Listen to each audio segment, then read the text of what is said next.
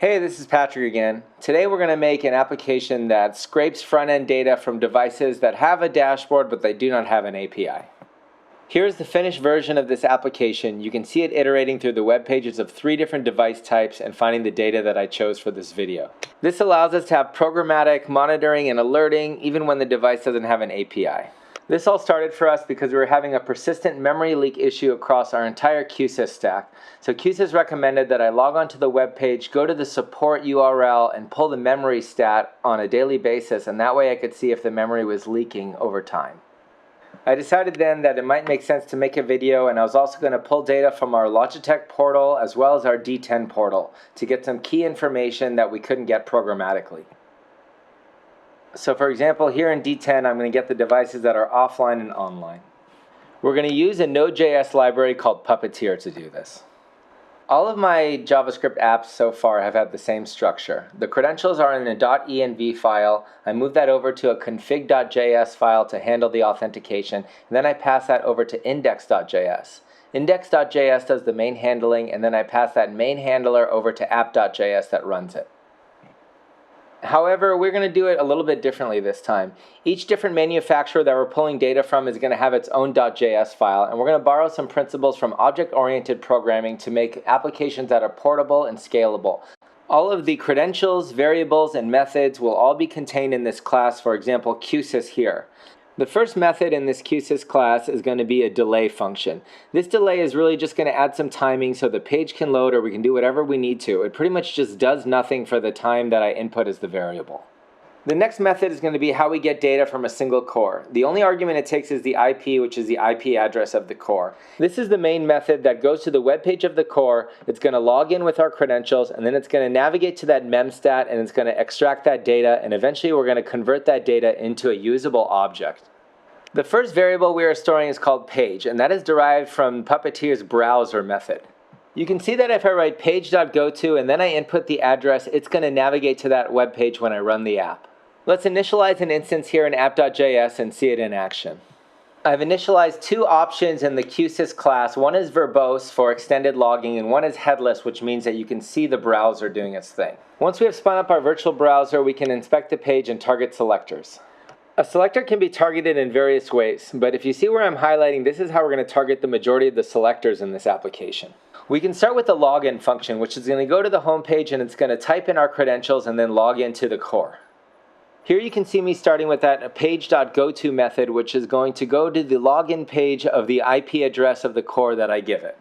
From there, we're going to start targeting our first selector. Note again the syntax, and this is something that you can see if you inspect the page in Chrome.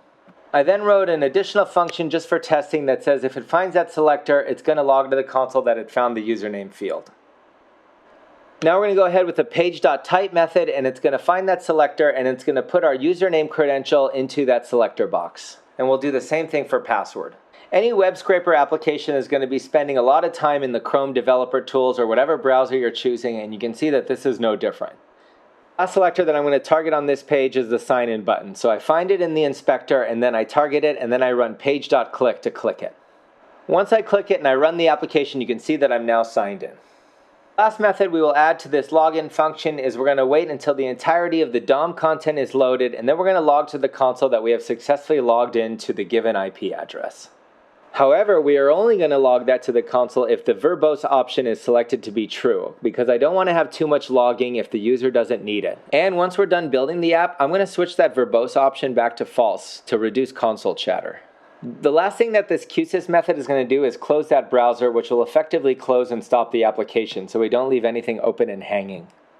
I'm going to wrap that entire function in a try-catch block so that the application keeps moving if there is an issue logging into this particular core.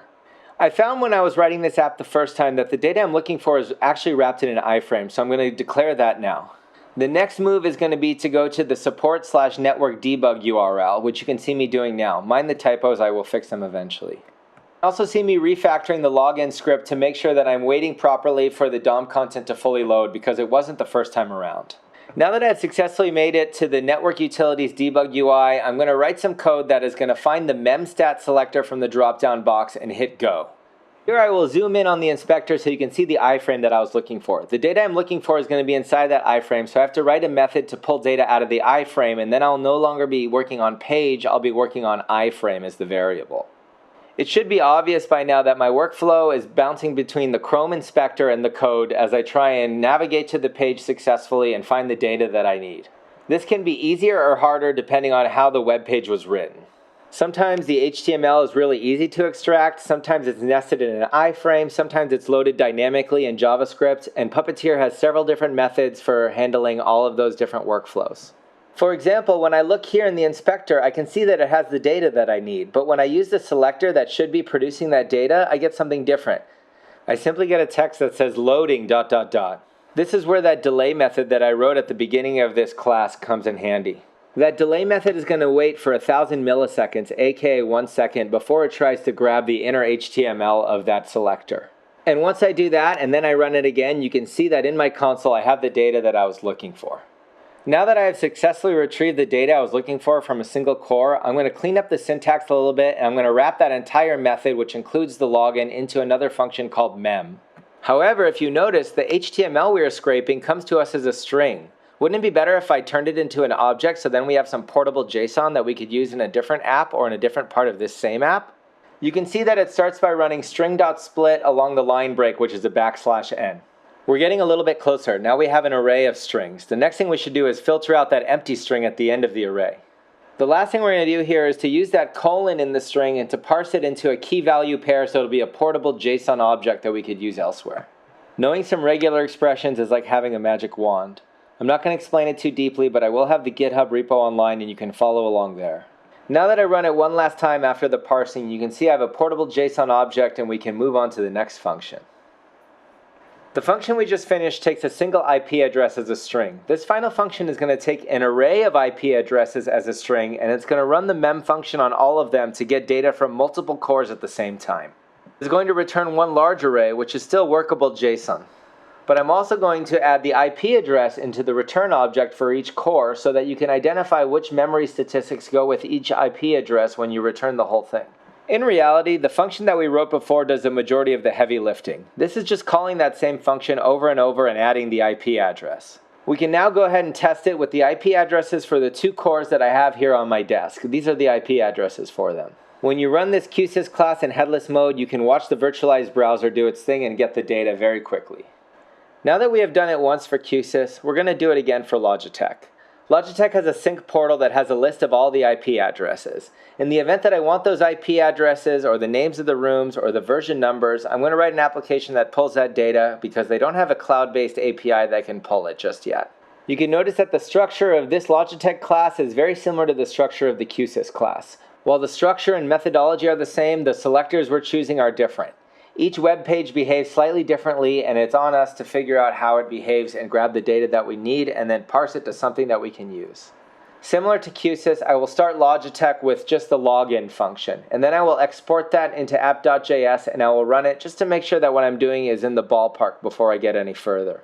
I run the Logitech application in headless mode so I can watch the virtualized browser do its thing, and there it is logged in.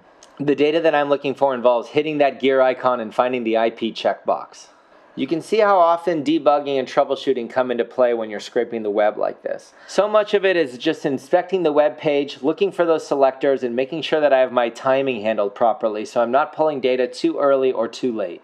After a while, however, I can usually get myself to the point where I'm getting the data that I need. I can be sure when I run the application and I see in the console the information that I'm looking for, which in this case is an array of IP addresses just like this. Having just the IP addresses felt a little incomplete. I also wanted the system name and the version number for each given Logitech system.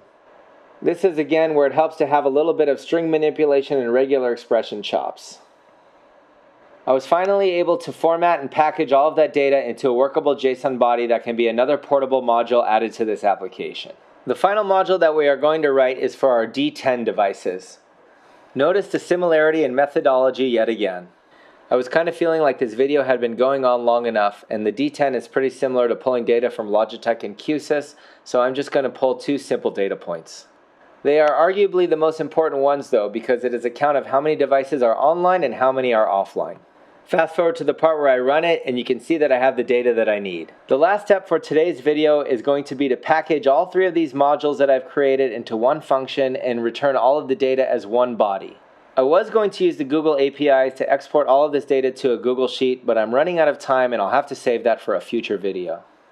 Watch me run this parent function that has all three modules inside of it and get data from Q-Sys, Logitech, and DTEN.